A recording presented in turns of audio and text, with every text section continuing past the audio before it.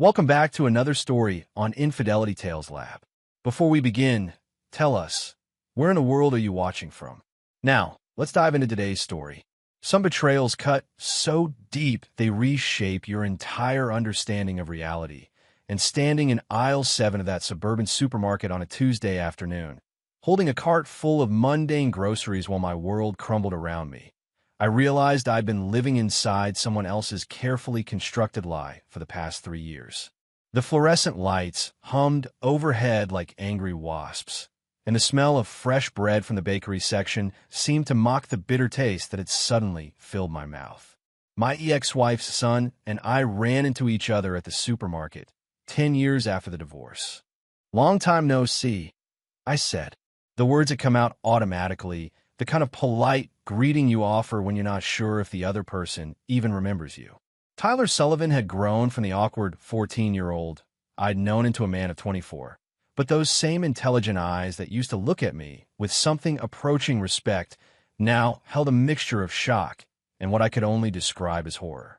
He looked at my current wife beside me and froze.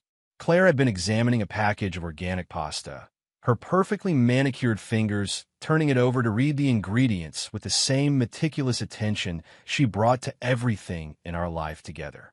She'd always been particular about details, something I'd initially found charming about her. The way she organized our spice rack alphabetically, how she folded my shirts with military precision, the methodical way she planned our social calendar months in advance. Now, watching Tyler's face drain of color as he stared at her, those same traits took on a more sinister cast. Without a word, he fled as if he'd seen the Grim Reaper. The kid practically knocked over an elderly woman in his haste to escape, his sneakers squeaking against the polished floor as he rounded the corner toward the exit. Claire looked up from her pasta examination, eyebrows raised in that perfectly sculpted arch that had first caught my attention at the coffee shop where we'd met. "Who was that?" she asked, her voice carrying that slight breathiness that had once made my heart race. "He seemed to know you." Before I could answer, moments later, my phone buzzed with a message from him. I pulled it out, expecting maybe an apology for the awkward encounter, but what I found instead made my blood turn to ice in my veins. "Divorce her now. Your new wife is." The message cut off there, followed immediately by another text. "Can't explain here. Meet me at Riverside Park, North Bench by the Old Oak. Come alone. Your life depends on it." Claire was still watching me, and I realized I'd been staring at my phone for what must have been 30 seconds. "Everything all right, honey?" she asked, moving closer to me, her hand touching my arm in that possessive way she had. "You look like you've seen a ghost." If only she knew how accurate that description was. I met Tyler 2 hours later, after making excuses about needing to stop by the office to pick up some files. The park was nearly empty except for a jogger on the distant trail and an old man feeding ducks by the pond. Tyler was sitting on the bench exactly where he'd said he'd be, but he looked like he'd aged 5 years in the span of our brief supermarket encounter. His hand was shaking as he lit his third cigarette since I'd arrived. "You have to understand," he began without preamble, "I never thought I'd see her again. When Mom told me you'd remarried, I figured it was just some random woman. I never imagined." He took a long drag, exhaling smoke that dispersed quickly in the afternoon breeze. "Danny, the woman you married isn't who you think she is. I'd always liked Tyler. Even during the messy divorce from his mother Beth, he'd somehow managed to maintain a relationship with both of us, though it had naturally faded over the years as he went off to college and started his own life. He was a good kid, honest to a fault, which was why his next words hit me like a physical blow. Her real name isn't Claire Hoffman. It's Claire Dutton, and she was Mom's best friend 8 years ago. She's the one who orchestrated everything, the affair, the divorce, all of it. She seduced Mom's lover specifically to get information about your marriage, your weaknesses, your financial situation. The whole thing was planned from the beginning. The world seemed to tilt sideways, and I gripped the edge of the bench to steady myself. That's impossible. I met Claire 3 years ago at Murphy's Coffee House. She was reading a book about architecture, and I struck up a conversation because I just finished designing the new library downtown. It was completely random. Tyler's laugh was bitter and humorless. Nothing about Claire Dutton is random, Danny. She knew you'd be there that day because she'd been studying your routine for months. The book, Architecture for Dummies, probably picked up an hour before you arrived. She played you from the very first moment, just like she played my mom. The pieces began falling into place with sickening clarity. Claire's mysterious past that she'd always been vague about. The way she'd seemed to know exactly what to say to win me over during our courtship. Her uncanny ability to anticipate my needs and desires. Even our meeting location. I've been stopping at Murphy's every Tuesday morning for 2 years before I met her. Of course, she would have known. Why? I managed to ask, though my throat felt like it was lined with sandpaper. What does she want? Money, initially, but I think it's become something more twisted than that. She gets off on the control, the manipulation. She destroyed my mother's life just to prove she could, and now she's done the same thing to you. Tyler crushed his cigarette under his heel with more force than necessary. There's something else, Danny. Something I didn't want to tell you, but you need to know. She's not done with you yet. This was never meant to be permanent. What do you mean? 3 weeks ago, I was at a bar downtown with some friends from college. I saw her there with a man I didn't recognize. Definitely not you. They were close. Very close. When she went to the bathroom, I followed her, and I heard her on the phone. She was talking about timelines, about how much longer she needed to maintain the charade. She said something about a final payday, and then she could disappear forever. I stared at the ducks on the pond, watching them glide across the surface with deceptive calm, while their feet paddled frantically beneath the water.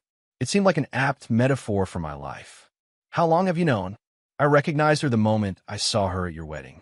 I tried to convince myself I was wrong, that it was just someone who looked similar. But there was no mistaking those eyes, that smile. I should have said something then, but I didn't know how to prove it, and honestly, you looked so happy. I thought maybe... He shrugged helplessly. I thought maybe she'd actually changed, that she genuinely cared about you. I was wrong. The rage was building slowly in my chest, a familiar burn that I'd learned to recognize over the years. It was the same feeling I'd had when I discovered Beth's affair, when I'd realized that my business partner had been embezzling from our firm, when my father had died and left everything to his secretary instead of his son. The difference was that those betrayals had caught me off guard, left me reeling and reactive. This time will be different. I need proof, I said quietly. Everything you can give me about Claire Dutton, about what she did to your mother, about the man she was with at the bar.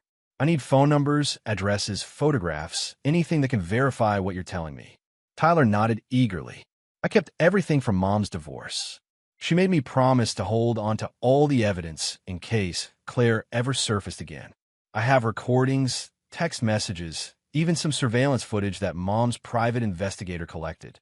It's all in a safety deposit box downtown. Good. We'll start there. I stood up, my mind already racing through possibilities. But Tyler, I need you to understand something.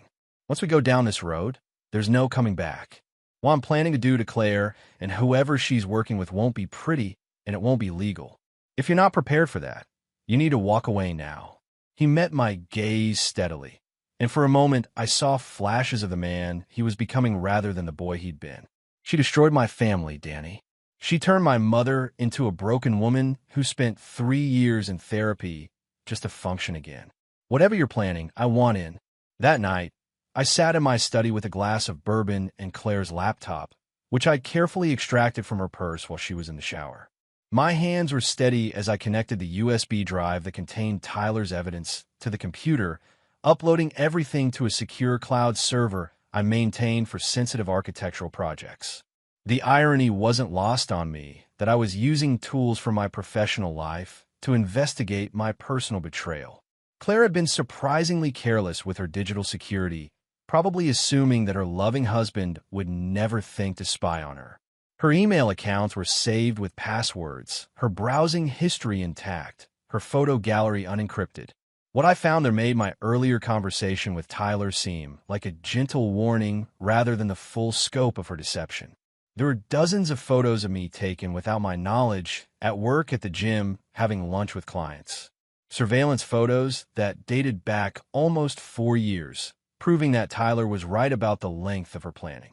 There were detailed notes about my routines, my preferences, my financial situation, even my sexual habits from my marriage to Beth. Someone had done their homework. But the real revelation came in her email correspondence with someone identified only as M. The messages were coded, but not particularly cleverly, and reading through months of their exchanges painted a picture that made my blood run cold. Claire wasn't working alone. This was part of a larger operation that had targeted multiple divorced men with substantial assets. I was just the latest mark in what appeared to be a sophisticated long-term con. The most recent emails were particularly illuminating. Subject: almost ready for final phase. Estimated extraction date: 3 weeks from initiation. New target identified and preliminarily vetted. Suggest standard insertion protocol. Confirmed. Liquidation parameters remain unchanged. Dispose of all physical evidence per usual protocol. Expect bonus compensation upon completion. I read those exchanges 3 times before the full implication sank in. Claire wasn't just planning to leave me. She was planning to kill me. The next morning, I woke up before dawn and went for a run through our neighborhood, taking a deliberately circuitous route that allowed me to spot the surveillance team Claire's partner had stationed near our house. They were good, a different car each day, alternating between a cable repair van and what looked like a landscaping truck, but not good enough to fool someone who'd spent the last 15 years designing security systems for high-end commercial buildings. Claire was still asleep when I returned, her face peaceful in the early morning light filtering through our bedroom curtains. Looking at her now, knowing what I knew, was like seeing a completely different person. The soft curve of her smile seemed predatory. The way her hand reached for me, even in sleep, felt calculating rather than affectionate. How'd I been so blind? I made coffee and pretended to read the newspaper while she went through her morning routine, the same ritual she performed every day for 3 years. Shower for exactly 12 minutes, hair dried and styled in precise sections, makeup applied with the methodical precision of someone preparing for a performance. Because that's what her entire life with me had been, a performance. "You seemed distracted last night," she said as she joined me in the kitchen, already dressed in one of her perfectly tailored business suits. Claire worked as a marketing consultant for high-end real estate developments, a job that required extensive travel and provided excellent cover for whatever other activities she was involved in. Just thinking about the Morrison project, I lied smoothly. "The client is being difficult about the timeline." She nodded sympathetically, but I caught the way her eyes flickered to my laptop, which I deliberately left open on the counter. I'd spent an hour that morning creating fake email exchanges about fictional architectural problems, knowing she'd check my computer the moment I left for work. "I might be late tonight," she continued, pouring herself coffee from the pot I'd prepared. "Meeting with a potential client in the city. Could run past midnight." "No problem. I've got plans with Randy anyway."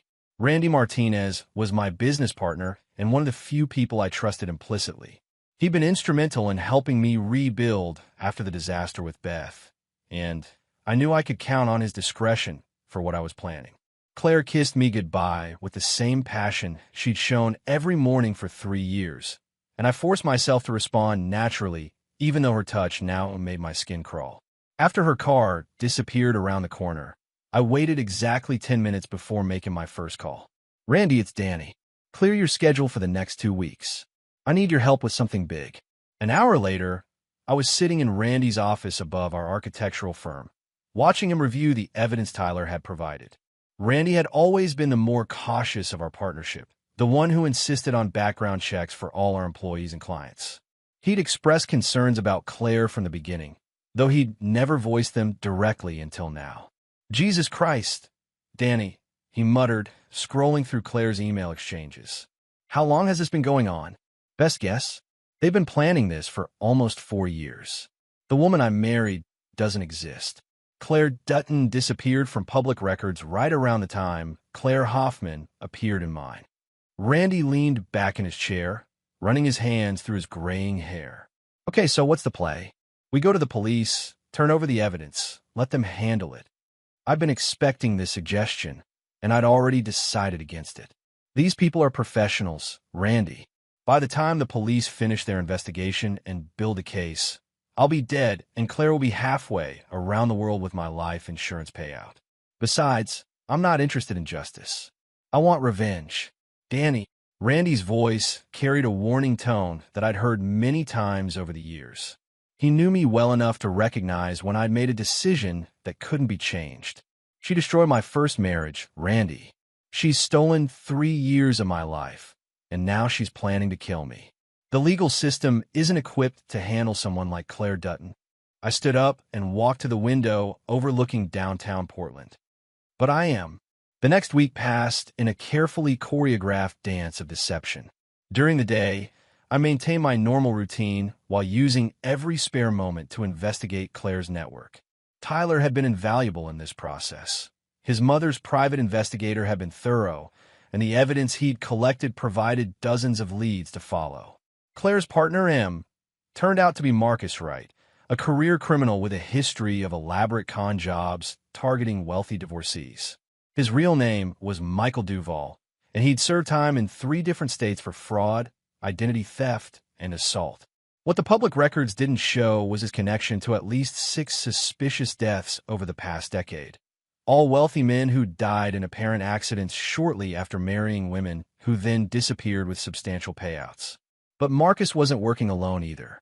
The operation involved at least 4 other people: a private investigator who specialized in background research on potential targets, a forger who created the false identities the women used, a financial expert who handled the money laundering, and what appeared to be a freelance killer who ensured that problematic targets didn't survive long enough to expose the scheme. I spent hours studying surveillance footage from the bar where Tyler had seen Claire with her mystery man, eventually identifying him as David Kim, a former Special Forces operator who'd been dishonorably discharged for excessive violence during overseas deployments. His service record, which Randy helped me access through contacts in the Veterans Administration, painted a picture of a man perfectly suited for the role of professional killer. The more I learned about the scope of their operation, the more impressed I became with their planning. They'd chosen their targets carefully: divorced men with substantial assets but limited family connections, people who wouldn't be immediately missed if they died suddenly. They'd established multiple fallback identities, offshore accounts, and escape routes. They'd even arranged for Claire to have an ironclad alibi for the night they planned to kill me. But they'd made one critical mistake. They'd underestimated me. On Thursday night, Claire announced that her business trip had been extended another day. She'd be staying overnight in Seattle, meeting with clients through Friday afternoon. I expressed appropriate disappointment, while mentally noting that this fit perfectly with the timeline I'd observed in her emails. According to their plan, I would die Friday night in what would appear to be a home invasion gone wrong. That gave me exactly 24 hours to complete my preparations. I started by visiting a storage unit I'd rented under a false name in a neighboring city. Over the past week, I'd been gradually moving items there: camping equipment, tools, supplies that would be needed for what came next. I'd also made several cash purchases from different hardware stores, ensuring that no single transaction would appear suspicious if anyone bothered to investigate later. Friday morning, I called in sick to work and spent the day conducting final surveillance of each member of Claire's team. Marcus was staying at a hotel downtown under his right identity. David Kim had rented a house in the suburbs that was clearly being used as a base of operations. The private investigator, Helen Torres, worked out of a legitimate-seeming office but lived alone in an apartment that would be easy to access. By evening, I was ready. I'd always prided myself on being a careful planner. In architecture, attention to detail could mean the difference between a building that stood for decades and one that collapsed in the first strong wind. The same principles applied to what I was about to do. Success would depend on precise timing, thorough preparation, and the ability to adapt when circumstances inevitably changed. Claire called at 8 o'clock, right on schedule. "Hi, honey. Just wanted to check in. The meetings are running later than expected, so I probably won't be home until tomorrow afternoon." "No worries," I replied, injecting just the right amount of disappointment in my voice. "I'll probably just order pizza and catch up on some reading." "Sound perfect. I love you." "Love you too." The lie came easily now. At 9:30, I received a text from Tyler. package delivered. Ready when you are. I smiled for the first time in a week.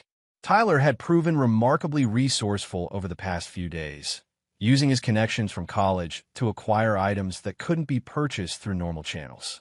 His hatred for Claire Dutton ran almost as deep as mine, and he'd embraced his role in her destruction with enthusiasm that would have worried me under different circumstances.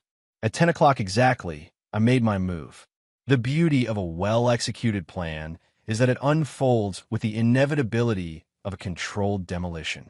Each element serves a specific purpose, and when properly coordinated, the result is both devastating and precise. I'd spent years watching buildings come down, studying the way strategic placement of explosives could bring down massive structures with surgical accuracy. The same principles applied to destroying lives. David Kim was my first target, primarily because he represented the most immediate physical threat. I've been watching his rented house for 3 days, learning his patterns, identifying his vulnerabilities. Former special forces or not, he'd grown complacent during his years as a civilian contractor. He kept regular hours, didn't vary his routes, and had developed a fondness for expensive whiskey that I intended to exploit. I entered his house through the basement window at 10:47 p.m., exactly 13 minutes after he'd settled into his nightly routine of drinking alone while watching cable news. The sedative Tyler had acquired worked exactly as promised. Tasteless, odorless, and potent enough to incapacitate a man Kim's size within minutes of ingestion. He never saw me coming. When he woke up 6 hours later, he was zip-tied to a chair in the basement of an abandoned warehouse outside the city. I'd chosen the location carefully, remote enough to ensure privacy, but close enough to several other sites I'd need to visit before dawn. "Who the fuck are you?" His words were slurred from the lingering effects of the drugs, but his eyes were alert and calculating. Even restrained, he radiated the kind of controlled violence that came from years of professional killing. "I'm Daniel Morrison," I said simply, "though I suppose you know me as your next victim." Recognition dawned in his eyes, followed quickly by something that might have been respect. "You figured out. Eventually. The question now is whether you're going to tell me everything I want to know about your operation, or whether we're going to do this the hard way." He laughed, a sound devoid of any real humor.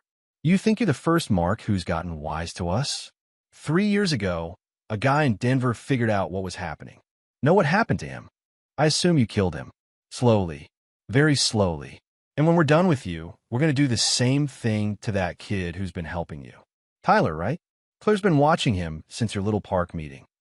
The rage that had been simmering in my chest for a week finally boiled over.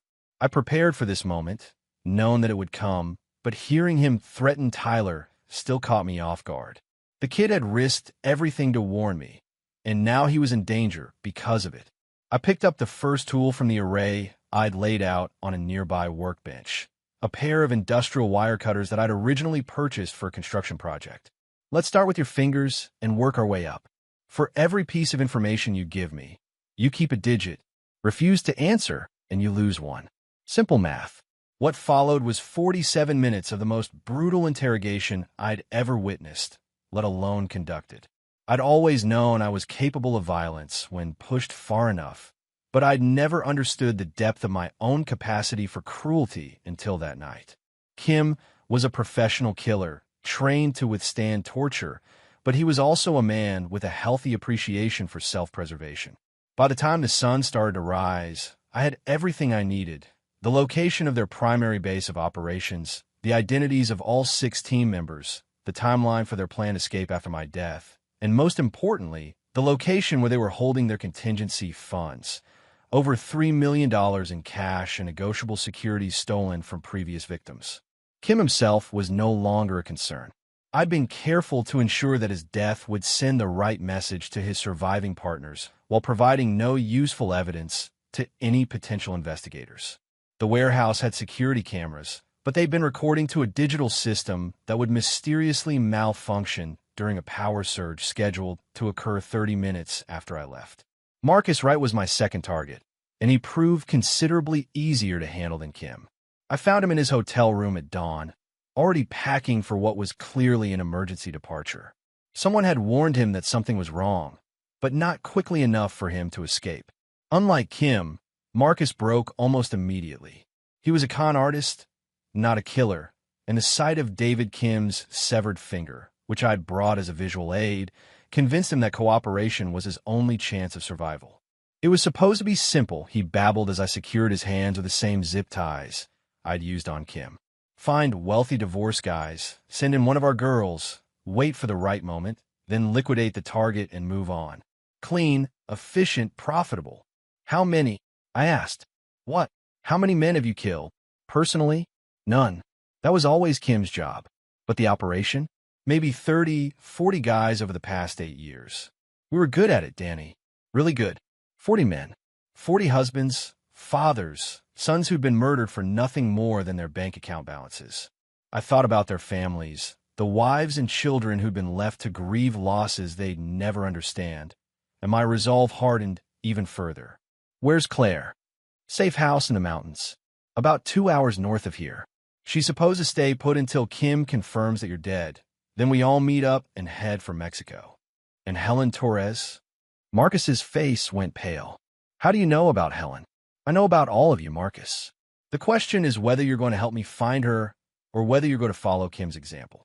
It took another hour to extract the remaining information I needed, but by 8 o'clock that morning, I had complete details about their operation, including bank account numbers, safe house locations, and the identities of their next 3 potential targets.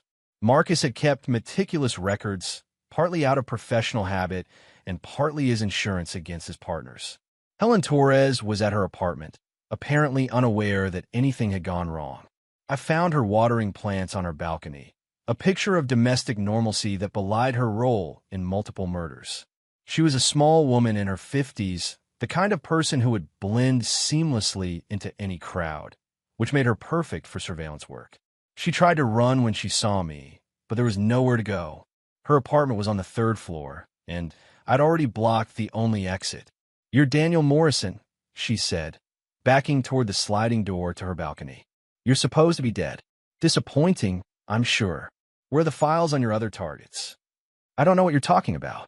I sighed and pulled out my phone, showing her a photo I'd taken earlier. Marcus right hung from construction crane at the warehouse, his body positioned to be visible from the interstate that ran past the industrial district. "Your partner, Marcus, was more cooperative. I'd prefer not to have to get creative with you as well." She broke faster than either of her colleagues, leading me to a hidden safe that contained detailed dossiers on dozens of potential victims. The scope of their operation was even larger than I'd imagined. They'd been researching targets across the entire Pacific Northwest, building profiles that went back months or even years. I spent an hour photographing everything, ensuring that I had complete documentation of their crimes. Then I made Helen call Claire's phone and deliver a coded message that would bring my wife home early. By noon, I was in position at our house, waiting for Claire to arrive. I'd arranged the scene carefully, her laptop open on the kitchen counter, displaying the evidence I'd collected about her real identity. Marcus's phone, which would show their text message exchanges. Photos of her surveillance targets spread across our dining room table.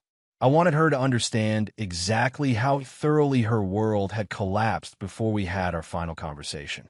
She walked through the front door at 1:23 p.m., calling out my name with that same affectionate tone she'd used for 3 years. I heard her heels clicking on the hardwood floor of our entryway, heard her set down her purse and keys in their usual spot, heard her humming the melody of a song that had been playing on the radio during our first date. The humming stopped when she reached the kitchen. "Hello, Claire," I said from my position in the doorway. "Or should I call you Claire Dutton?" She froze, her eyes taking in the evidence spread across our home. For just a moment, the mask slipped, and I saw the real person underneath, cold, calculating, utterly without remorse. Then her training kicked in, and she gave me the same loving smile that had charmed me for 3 years. "Danny, I can explain everything. Whatever you think you know, there's more to the story. I'm sure there is. Start with why you killed my first marriage." Her smile never wavered. "Because I was paid to. Because you were researched for something bigger. Because I'm very good at my job. The casual way she admitted to destroying my life was almost more shocking than the admission itself. There was no guilt, no regret, just professional pride in a job well done. And now you're planning to kill me. Was planning. Past tense. Obviously, that's no longer an option. She moved closer, and I realized she was positioning herself within reach of the knife block on our kitchen counter. The question now is what happens next? What happens next is that you disappear forever. Just like David Kim disappeared. Just like Marcus Wright disappeared. Just like Helen Torres is about to disappear. For the first time, genuine fear flickered across her features. You killed them. I killed them. All three of them. And now I'm going to kill you. She lunged for the knives, faster than I'd expected, but not fast enough. I'd been anticipating this moment for days, and the taser Tyler had acquired stopped her cold. She collapsed to our kitchen floor, convulsing as 50,000 volts coursed through her nervous system. When the spasms stopped, I secured her to one of our dining room chairs with the same zip ties I'd used on her partners. She was conscious but disoriented, her perfect hair disheveled for the first time since I'd known her. The difference between you and me, I said as I began assembling the equipment I'd need for what came next, is that I never claimed to be a good person. You've spent 3 years pretending to love me, pretending to build a life with me, pretending to be someone you're not. I've always known exactly what I am. And what's that? Her voice was steadier than I'd expected. I'm a man who doesn't forgive. I'm a man who doesn't forget. And I'm a man who always finishes what he starts. What happened over the next 6 hours broke every law I'd ever sworn to uphold and violated every moral principle I'd been raised to respect. But by the time the sun set on that Friday evening, Claire Dutton had told me everything about her childhood in foster care, about her recruitment into Marcus's operation, about the dozens of men they'd killed, about the millions of dollars they'd stolen, about the new identities they'd created for their escape. More importantly, she'd told me about the offshore accounts where their stolen money was hidden, and she provided the access codes that would allow me to transfer every penny to accounts I'd established for the families of their victims. Claire died just after midnight. Her last words a promise that others would come looking for me, that her death would only bring more violence into my life. I was counting on it. I spent Sunday disposing of the evidence and creating an ironclad alibi for the weekend. Claire had supposedly been killed during a home invasion that occurred while I was attending a conference in San Francisco, an event I'd actually attended, making sure to be seen by dozens of witnesses who could confirm my presence there. Her body was found Monday morning by our housekeeper, who immediately called the police. I returned from my conference to find my house surrounded by squad cars and crime scene tape, playing the role of the devastated husband with the skill of a professional actor. The investigation that followed was thorough, but ultimately fruitless. Claire's killer had worn gloves, left no fingerprints, taken nothing of obvious value. The murder appeared to be random, motiveless, the kind of tragedy that could happen to anyone. The police interviewed me extensively, but found no reason to suspect that the grieving widower might have been responsible for his wife's death. 3 weeks later, Tyler and I met again at Riverside Park, sitting on the same bench where he'd first warned me about Claire. He looked different now. Older, more serious, as if our shared experience had aged him beyond his years. The money transfers went through, he told me. 43 families received compensation for their losses. Anonymous donations, completely untraceable. Good. I watched the same ducks gliding across the pond, marveling at how peaceful they looked despite everything that had happened since our last conversation. And the files, delivered to the FBI field office in Seattle, along with enough evidence to connect Claire's operation to unsolved murders in 6 different states. They'll never be able to prosecute anyone, but at least the families will finally have answers. We sat in comfortable silence for several minutes. 2 men who'd shared something that couldn't be discussed with anyone else. Tyler had proven invaluable during the cleanup phase, using his computer skills to ensure that all traces of our investigation had been eliminated. More importantly, he'd shown a capacity for ruthless pragmatism that would serve him well in whatever came next. "Do you regret it?" he asked finally. I considered the question carefully. For people were dead because of decisions I'd made and actions I'd taken. I crossed lines that couldn't be uncrossed, done things that would have horrified the man I'd been just 2 weeks earlier. But when I thought about the families who would finally have closure, about the future victims who would be spared Claire's attention, about the justice that would never have come through legal channels, I found that my conscience was surprisingly clear. No, I said, I don't regret any of it. 6 months later, I sold my architectural firm and left Portland permanently. The insurance payout from Claire's death had been substantial, and combined with the money I'd recovered from offshore accounts, I had more than enough to start over anywhere I chose. I settled in a small town in Montana, bought a cabin near a lake, and began building a new life under a carefully constructed identity that would stand up to any reasonable scrutiny. I was done with marriage, done with trusting people who might not be what they seemed, done with being anyone's victim. But I wasn't done with being someone that predators should fear. The skills I developed during my investigation of Claire's operation had proven surprisingly transferable. Within a year, I'd established a reputation in certain circles as someone who could solve problems that were beyond the reach of conventional law enforcement. Someone who could make dangerous people disappear permanently, quietly, and without leaving traces that would embarrass his clients. Tyler had been right about one thing. Others had come looking for me. Claire's operation hadn't existed in isolation. It was part of a larger network of criminals who preyed on vulnerable people for profit. When word spread that their carefully planned scheme had been exposed and their entire team eliminated, some of those criminals decided that I represented a threat that needed to be addressed. They were right, of course. I was a threat to anyone who made their living by destroying other people's lives. And over the past 5 years, I made sure that threat was taken very seriously indeed. I never remarried. I never trusted anyone completely again. But I also never forgot the lesson that Claire Dutton had taught me. Sometimes the only way to deal with monsters is to become something even more dangerous than they are. And I had become very dangerous indeed. The lake outside my cabin was perfectly still this morning, reflecting the mountains like a mirror. I sat on my deck with a cup of coffee and yesterday's newspaper, reading about the mysterious disappearance of a con artist who'd been targeting elderly widows in Denver. The police had no leads, no suspects, no idea what had happened to him. I smiled and turned to the sports page. It was going to be a beautiful day. And there you have it. Another story comes to an end. What did you think? I'd love to hear your thoughts in the comments below. If you enjoy this story, consider joining our community by subscribing. It means the world to us. For more stories like this one, check out the recommended videos on screen. And I'll see you there.